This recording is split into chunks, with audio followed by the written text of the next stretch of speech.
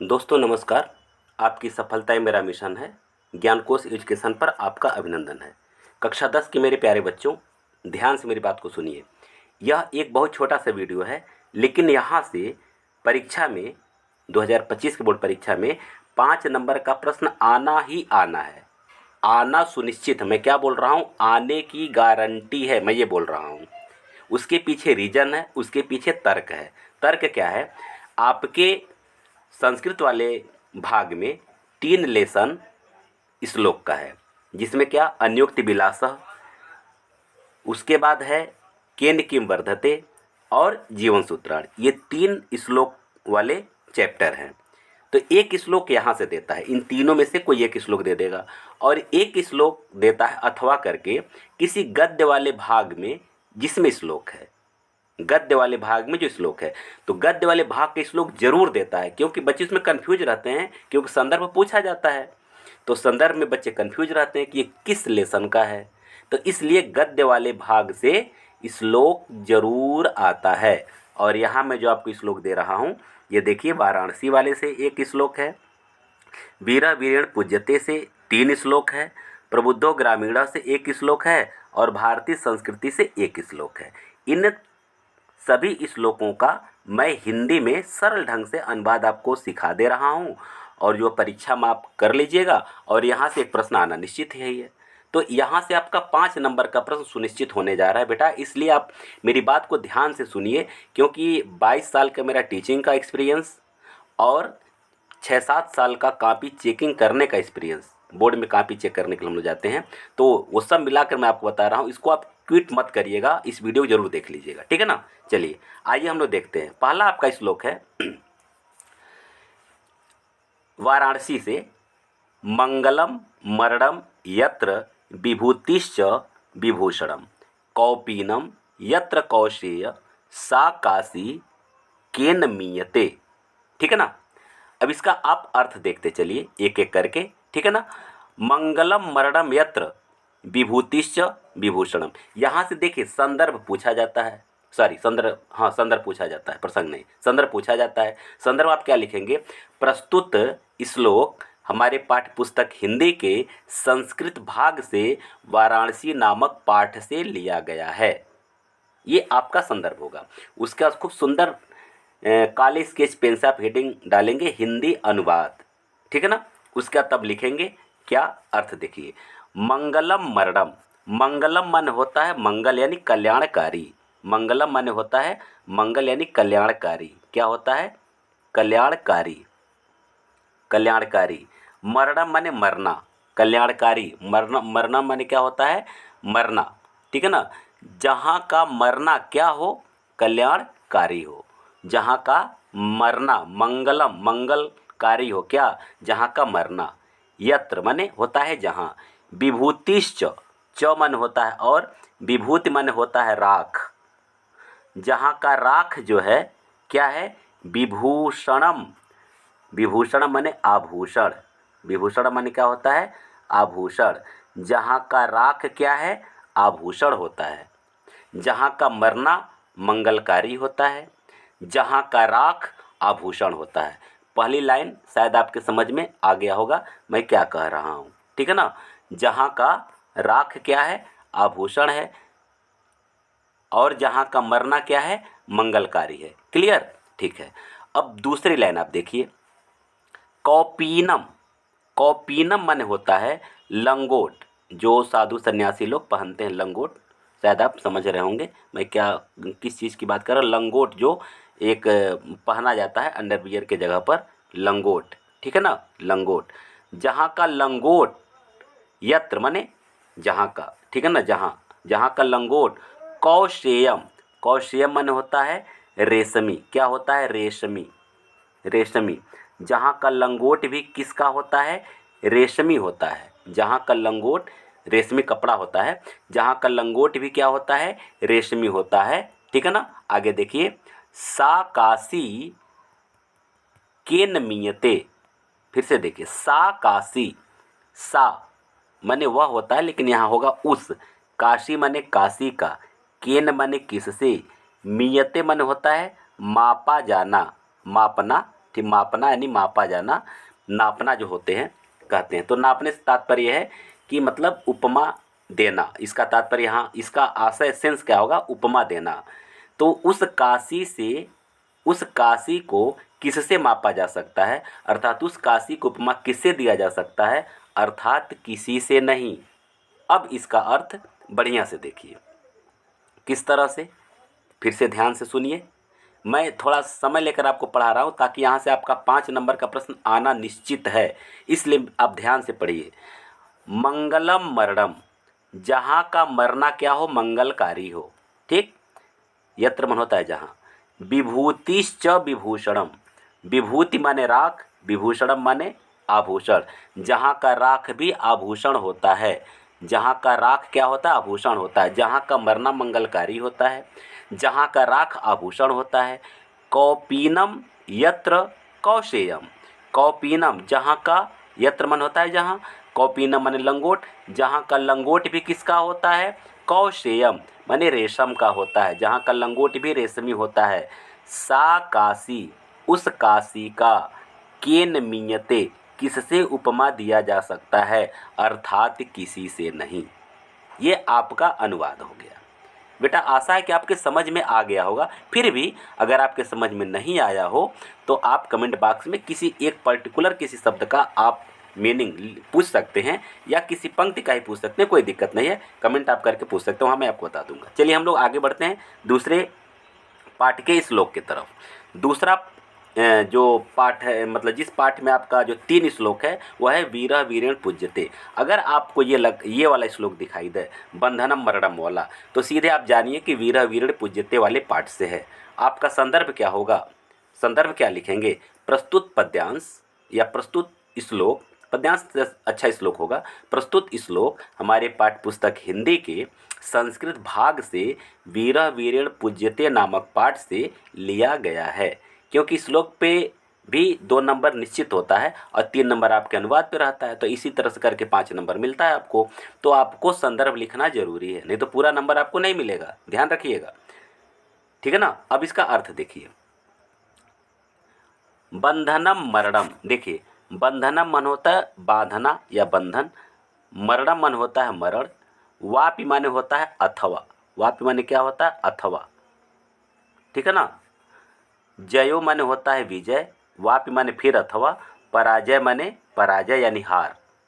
अब देखिए इसका पहले लाइन का अर्थ देखिए, पहले लाइन का अर्थ क्या होगा, बंधनम मरणम वापि माने वह, वीर की बात बता रहा है, वीर की बात बता रहा है, वह यानी उसका, यानी वह बंधन में हो, बंधा हुआ हो, मरणम वापि अथवा उसका मरण हो, वो यदि वह बंधन में हो अथवा उसकी मृत्यु हो, ठीक है ना, वह बंधन में हो अथवा उसकी मृत्यु हो। जयो वापि पराजयो, पराजय उसका विजय हो, वापि अथवा पराजय, पराजय हो, उसका विजय हो अथवा पराजय हो। फिर से देखिए, फिर से समझिए, वह बंधन में हो, वह बंधन में हो अथवा उसकी मृत्यु हो। वापि का अर्थ हम आपको बता दिया, अथवा, यही अथवा यहाँ ला करके लगा देंगे। वह बंधन में हो अथवा उसकी मृत्यु हो, उसका जय हो अथवा पराजय हो।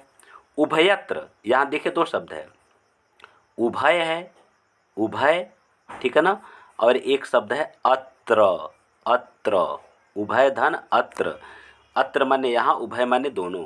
तो यहाँ से इसका तात्पर्य है दोनों जगह, यानी दोनों स्थलों पर, दोनों स्थलों पर।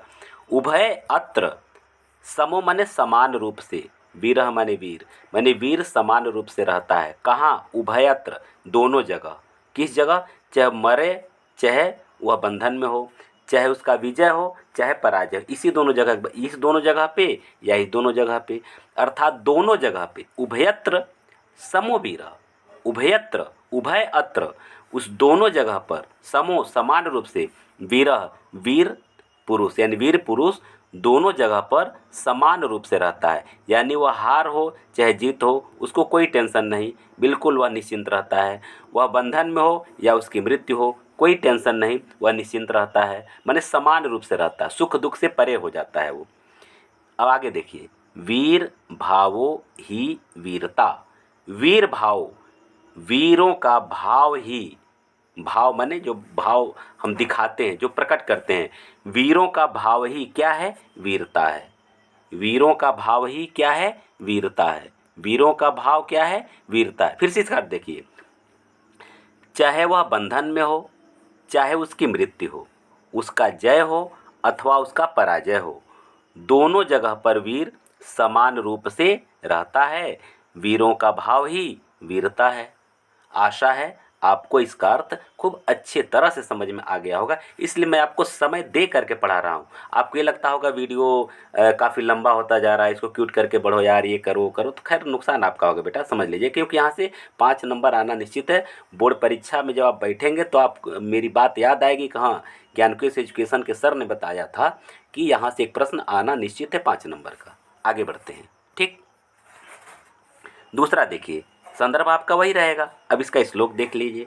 श्लोक देखा जाए किस तरह से, उत्तरम यत समुद्रस्य हिमाद्रेश्चैव दक्षिणम वर्षम तद भारतम नाम भारती तत्र संतति। देखिए अर्थ देखिए, उत्तरम यत्र समुद्रस्य, उत्तरम माने उत्तर, यत्र यत, ठीक है ना, जो, समुद्रस्य समुद्र के जो उत्तर में है। अर्थ देखिएगा, आप यहाँ से इसका अर्थ लेंगे, समुद्र के जो उत्तर में है, समुद्र के जो उत्तर में है। अब उत्तर में समुद्र के, ऐसा नहीं, जो समुद्र के उत्तर में है। हिमाद्रेश चैव दक्षिणम, अब यहाँ से इसका अर्थ लेंगे, हिमाद्रि माने होता है हिम धन अद्रि।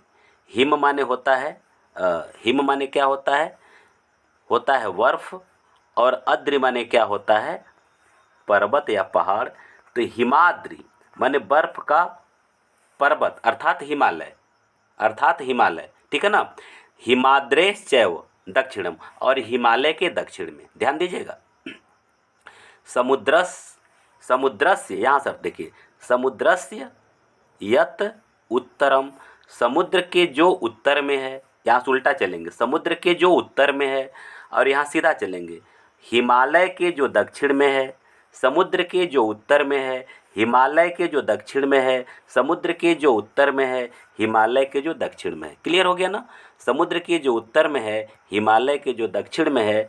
वर्षम तद भारतम, वर्षम माने वह क्या है? तद जो, भारत नाम भारती तत्र संतति, वह भारतवर्ष है। वह क्या है? वर्षम तद भारतम, भारतवर्षम तद माने वह क्या है? भारतवर्ष है। भारत, देखिए वर्ष इधर कर दिया है, भारतम इधर का, एक साथ आप जोड़ लेंगे, भारतवर्ष बोलते हैं ना, हमारे देश का नाम भारतवर्ष है, ठीक है ना। तो वर्षम भारतम, तो भारतवर्ष है, यद वह क्या है?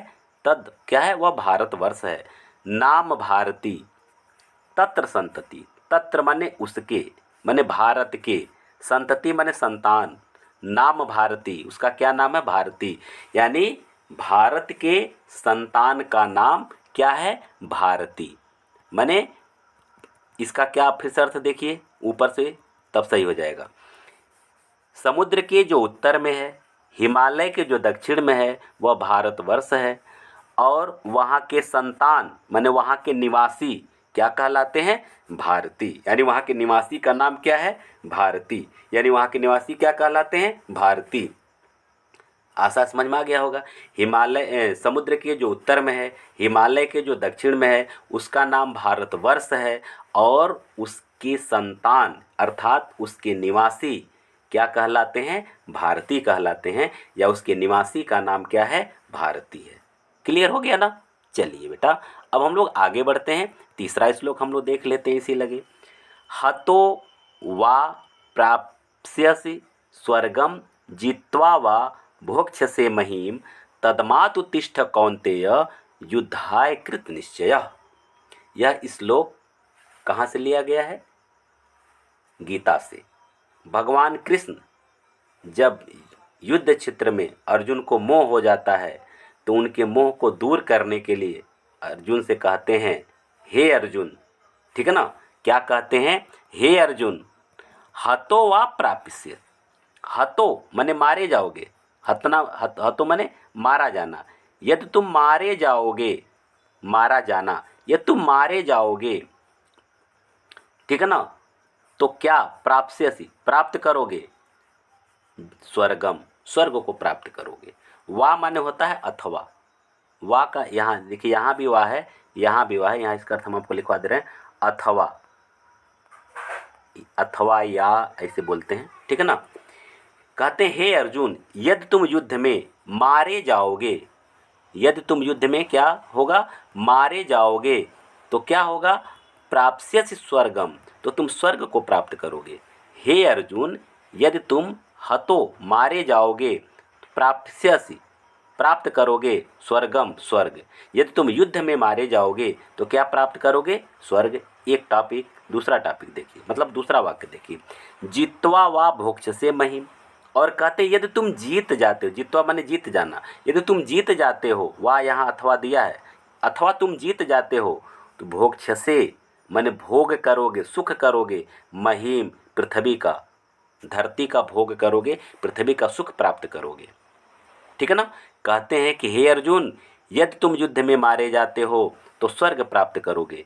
हतो आप प्राप्स्यसि स्वर्गम, यदि तुम युद्ध में मारे जाते हो तो स्वर्ग प्राप्त करोगे। यदि जीत जाते हो अथवा जीत जाते हो तो भोक्ष्यसे महीम, तो धरती का सुख प्राप्त करोगे। तस्मात् उत्तिष्ठ, इसमें दो शब्द है, एक तस्मात् अलग है, तस्मात् अलग है एक शब्द, और एक है उत्तिष्ठ, उत्तिष्ठ, ठीक है ना। उत्तिष्ठ माने उठ जाओ, उत्तिष्ठ माने उठ जाओ, तस्मात् माने इसलिए या इस कारण से या इस हेतु, ठीक है ना। तो कहते हैं हे कौन्तेय, क्या, हे कौन्तेय, कौन्तेय माने कुंती के पुत्र अर्थात अर्जुन, हे कुंती के पुत्र अर्थात अर्जुन, हे अर्जुन, हे अर्जुन, क्या करो, उत्तिष्ठ उठ जाओ, उठ जाओ, हे अर्जुन उठ जाओ, क्या करके, युद्धाय कृत निश्चय, युद्ध का निश्चय करके, युद्ध का निश्चय करके, क्या कहते हैं, इसलिए हे कौन्तेय, इसलिए हे अर्जुन, युद्ध का निश्चय करके उठ जाओ। अब एक साथ इसको फिर से देख लीजिए दोनों लाइन को, ठीक है ना। थोड़ा समय हम दे करके आपको पढ़ा रहे हैं ताकि हर एक बच्चे के लिए कहीं कोई डिफ़िकल्ट ये न हो, और यहाँ से आपका ये जो नंबर आना है आपका सुनिश्चित हो जाए। फिर से देखिए, हतो वा प्राप्स्यसि स्वर्गम, हे अर्जुन, यदि तुम युद्ध में मारे जाते हो तो स्वर्ग प्राप्त करोगे। जित्वा वा भोक्ष्यसे महीम, अथवा यदि तुम युद्ध को जीत जाते हो तो धरती का भोग करोगे, धरती का सुख प्राप्त करोगे। इसलिए हे कौन्तेय, यानी हे अर्जुन, युद्ध का निश्चय करके क्या करो, उठ जाओ। आशा है आपको समझ में आ गया होगा, ठीक है ना। अब आइए प्रबुद्धो ग्रामीणा को देख लिया जाए। अब श्लोक तरीका, संदर्भ लिखने का तरीका आपको हम बता दिए हैं, फिर आप केवल आप नाम, पाठ का नाम चेंज कर लेंगे कि यह हमारे पाठ्य पुस्तक संस्कृत भाग के प्रबुद्धो ग्रामीणा नामक पाठ से लिया गया है। बस इतना आपको चेंज करना, बाकी सबका संदर्भ उसी तरह से रहेगा। अब इसका देखिए, इसमें जो पहेली, आप शायद पाठ पढ़े होंगे तो याद होगा, एक ग्रामीण और शहरी ट्रेन से यात्रा कर रहे हैं, तो शहरी ग्रामीण का उपहास कर रहा था, तो ग्रामीण को नहीं रहा गया, वो बहुत वाचाल था शहरी, तो थोड़ा सा वो पहेली पूछा, तो वही पहेली का यहाँ अर्थ है, ठीक है ना। फिर से देखिए, कहते अपदो दूरगामी, माने पहेली पूछते हुए ग्रामीण नागरिक से अर्थात शहरी से पहेली पूछता किस तरह से, अपदो दूरगामी च साक्षरो न च पंडितः, अमुख स्फुट वक्ता च यो जानाति स पंडितः। वह पहेली पूछते हुए कहता है, क्या कहता है, अपदो, वह क्या है, अपद माने बिना पैर के, अ माने नहीं, अपद माने पैर, बिना पैर के, बिना पैर के, क्या, दूरगामी, दूर तक जाता है, अपदो दूरगामी, बिना पैर के दूर तक चला जाता है। साक्षरो न च पंडित, वह साक्षर है माने पढ़ा लिखा, अक्षर से युक्त, स अक्षरो, स इसका साक्षर का संविच्छेद क्या होगा, स धन अक्षरो, तो वह साक्षर है, अक्षर से युक्त है, लेकिन पंडित नहीं है, विद्वान नहीं है। क्या होगा, अपदो दूरगामी, वह बिना पैर के दूर तक चला जाता है, बिना पैर के दूर तक चला जाता है, ठीक।